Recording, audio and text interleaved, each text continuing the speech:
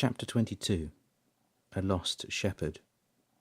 It was a land placed in the fief of Caposele that was commonly called the Tower. Antonio Castellano, Chronicler, Conzana, 1673 to 1688. The afternoon came to an end quickly enough. Generoso had finished writing his report for the police chief and was happy to close the file on this affair. When he came out of his den, he found Vicente in the kitchen, helping Celina with the sauce she intended to serve with dinner. For some reason, Vicente had the touch when it came to introducing a delicate balance of herbs and spices to season to the famous Italian sauces. "Has anyone seen Damianos this afternoon?" Generoso asked as he bent down to take a bottle of wine out of the rack. He looked at it appreciatively, and then raised his gaze to Celina. She was folding the chicken pieces in some panning foil. "No," she answered, not lifting her eyes from the task. "He hasn't come through here at all. Why? Would we have lost a shepherd?" Celina laughed at the thought. Vicente joined in the laughter with a few chuckles of his own. Generoso wasn't amused at all. He knew Damianos for what he truly was, and his absence worried him.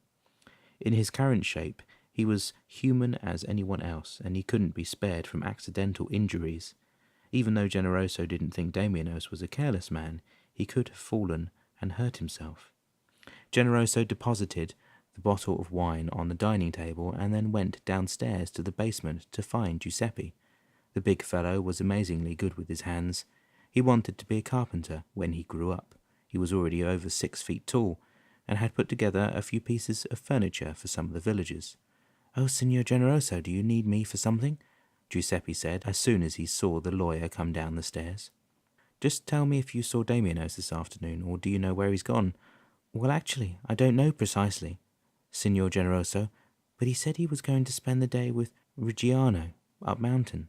But that was hours ago." Giuseppe didn't look up from inserting a couple of wooden dowels in the chair that he had on his workbench. "Did he say when he will be back?"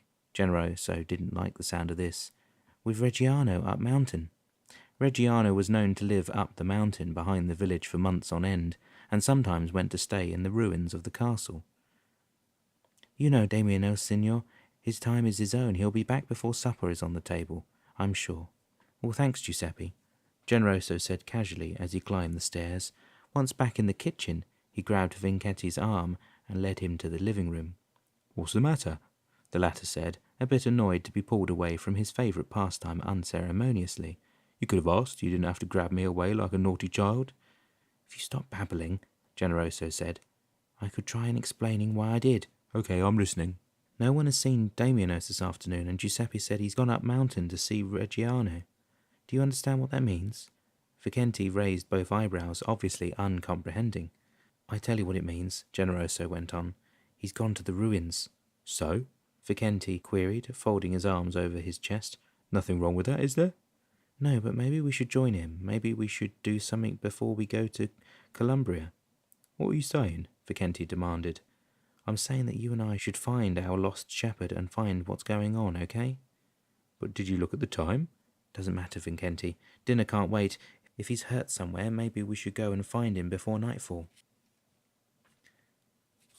They said nothing to either Celina or Giuseppe when both men went out in search of the shepherd. Something, perhaps his instinct, guided Dan and Gustavo to the ruins of the ancient castle, the one that was built in the first millennium by the founding Lombard family. They walked for a good hour before they reached the ruins, and there he was, sitting on the steps that probably once led to some chamber or other. The ruins, as they were called, were truly only vestiges of what must have been a handsome castle or fortress. "What are you doing here, you old cat?"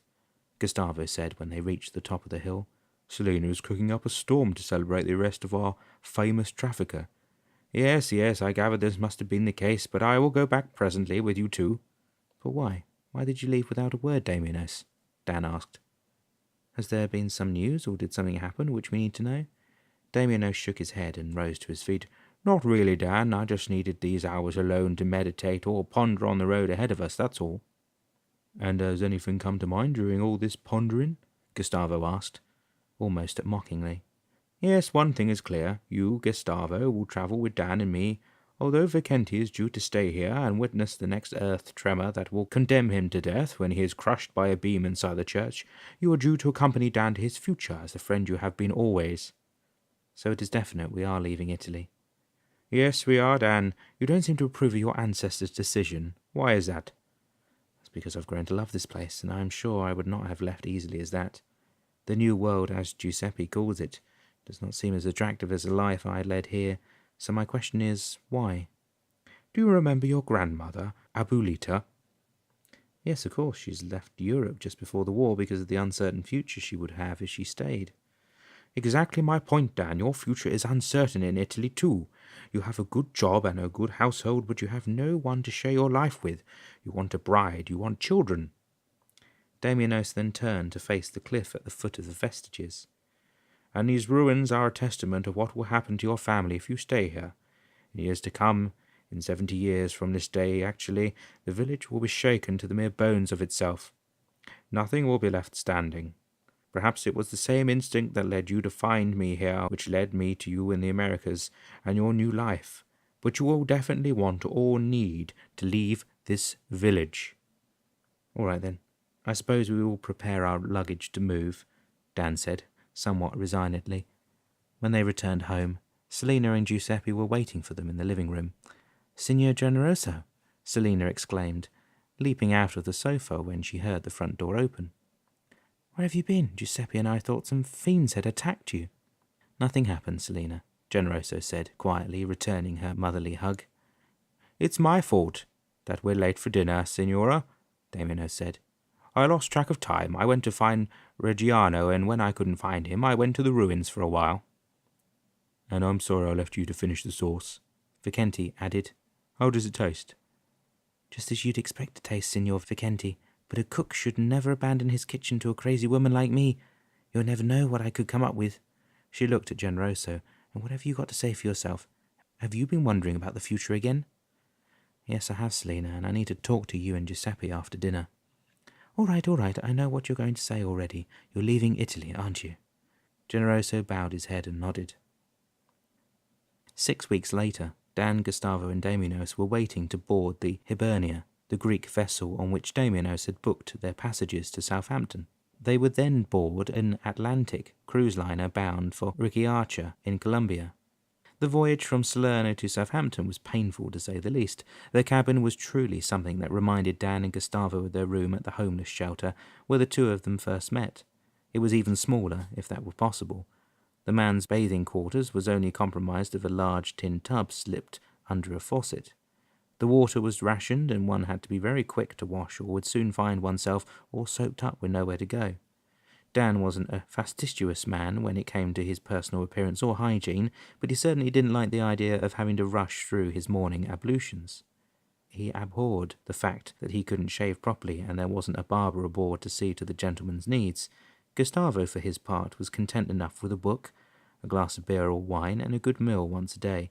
He had given up on the idea of shaving, and his beard was now growing with great speed. The sea air must have something to do with hair growth, Gustavo remarked as he and Dan were on their way to have breakfast in the so-called cantina. The room was haplessly decorated with netting, stuffed fish, and a couple or three lifesaver buoys pinned to the walls. There were 6 long refectory tables lined up across the floor, flanked by wooden benches, all the comforts of home. Maybe, Dan replied distractedly. I just wish Damianos would have transported us to Southampton directly instead of having to go through this miserable Mediterranean cruise. Ah, yes, Damianos said, suddenly appearing at the men's sides. I thought either of you would wonder why I booked you on this rather unwelcoming vessel. Exactly, Damianos. So what's the answer? Why did we have to go through this wretched journey aboard this pitiful nutshell of a boat? You're about to meet someone who will become very dear to your heart on this vessel, and unless you wanted to miss this part of your precious life altogether, I think a few more days aboard this floating nightmare might not be a bad idea. By this time, Dan was staring at their shepherd. Are you saying that I am going to meet my future wife on this ship? Yes, Dan, and today will be the day you will lay eyes on her for the first time. That sounds like the best thing I've heard since we've left Castellano, Gustavo said, a grin coming across his face. Breakfast tasted better today than it did since they boarded the Hibernia. Bianca Gomez, a young woman in her early 20s, was returning home after a long visit with her grandmother in Gibraltar. Her long black hair tied in a signon at the nape of her neck attested of her Spanish upbringing. Her exquisite facial features and huge brown eyes took Dan's breath away as soon as she passed the threshold of the cantina. She looked around her and saw a free space on the bench across from Dan and Gustavo. Gathering her skirt about herself, she sat down, pivoted on her butt, and slipped her legs over the bench and under the table in one swift and elegant move which made both men facing her smile. "Don't look so surprised," she told Dan. "A woman's duty is never ending when it comes to protecting her best demeanour." "I guess wearing trousers is out of the question, then," Dan said. "Except if I was riding my horse, senor. But right here, right now, there isn't any horse or any stable aboard this vessel, or am I mistaken?" "No, you're not, Senorita Gomez, Bianca Gomez," she replied. "And you are?" "Generoso Ricciulli, and this is my cousin Gustavo." "And how is it possible that an Italian man speaks my language so well?" "Schooling does help in these matters," Dan replied, a smirk on his lips. "What about you, Gustavo? Have you got a tongue with which you can speak, or are you mute?"